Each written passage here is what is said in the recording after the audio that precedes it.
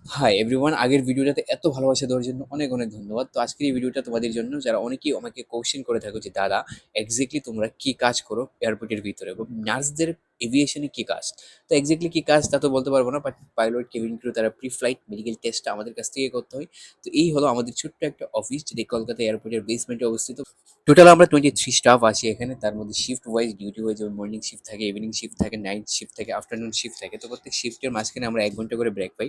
সেই ব্রেক টাইমে আমরা খাবার বা স্ন্যাক্স খেতে চলে যাই পার্কিং লটে। আর দেখো এই যে লিফট, যেটা আমার এক্সের মতো ঢুকে দিয়ে চলে গেছে, যার জন্য আমরা যেতে হয়েছে লিফট না নিয়ে হেঁটে হেঁটে উপরে যেতে হয়েছে। যদিও প্রচণ্ড গরম কলকাতায়, বাট আজকে সকালে অনেক বৃষ্টি হয়েছে যার কারণে বাইরের ওয়েদারটা খুবই সুন্দর। আর একটা নিউজ, কলকাতা এয়ারপোর্টের জাস্ট সামনেই অ্যারাইভেল থেকে বের হলেই রাইট সাইডে একটা মেট্রো স্টেশন হচ্ছে, যেটা ডাইরেক্ট দমদম মেট্রো বা নোয়াপাড়া মেট্রো স্টেশনের সাথে কানেক্টেড হবে। সো এখান থেকে তোমরা বিভিন্ন জায়গায় যেতে পারবে, যেমন হলো হাওড়া ময়দান, যেখানে ইচ্ছে সেখানে এখান থেকে যেতে পারবে।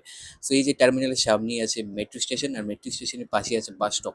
যদিও মেট্রো স্টেশনটা এখনো চালু হয়নি, কিছুদিনের মধ্যে মেট্রো স্টেশনটা চালু হয়ে যাবে, বাস বাসটা অ্যাভেলেবেল থাকে। তো বাস স্টপটা বের হলেই এখানে একটা পুরোনো পুরোনো টার্মিনাল পড়ে, যেখানে হজ ভবনের জন্য মিন্স হজের জন্য খুবই সুন্দর একটা আয়োজন করা হয়েছে। দেখে খুবই ভালো লাগলো, কলকাতা এয়ারপোর্টে এরকম হয়। তো এই সেই পার্কিং যেখানে আমরা সব স্টাফ, এমন কোনো স্টাফ বাদ নেই যে এই পার্কিং লটে এসে চা বা বিস্কিট খায়নি বা এখানের সমোসা ট্রাই করিনি। পার্কিং লটে একটা কাপল আছে যারা সমোসা অ্যান্ড এগ ডেভিল আর একটা কি জানি মিষ্টি বেচে, এই সেই তারা।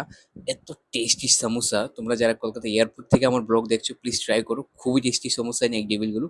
আর এই সেই চায়ের দোকান যেটা রাতে 24 ঘন্টা খোলা থাকে, যেটা লিটারালি নাইট শিফটে আমরা এই দোকান থেকে চা বিস্কিট খেয়ে থাকি।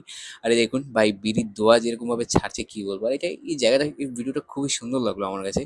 একটা রেট্রো ভাইবস আছে, পিছনে চায়ের দোকানে একটা পুরোনো 90s-এর গান বাজছে, আর এখানে আমরা ফ্লাইট নিয়ে আলোচনা করছি। এই সেই মানে তুমি যাই করো না করো, বন্ধু বান্ধব ছাড়া লাইফ খুবই বোরিং। তো বন্ধু বান্ধব থাকলে লাইফটা খুবই সুন্দর। তো আমার ভিডিও যারা যারা নতুন দেখছো প্লিজ কমেন্ট করো আর শেয়ার করো, সাবস্ক্রাইব করো।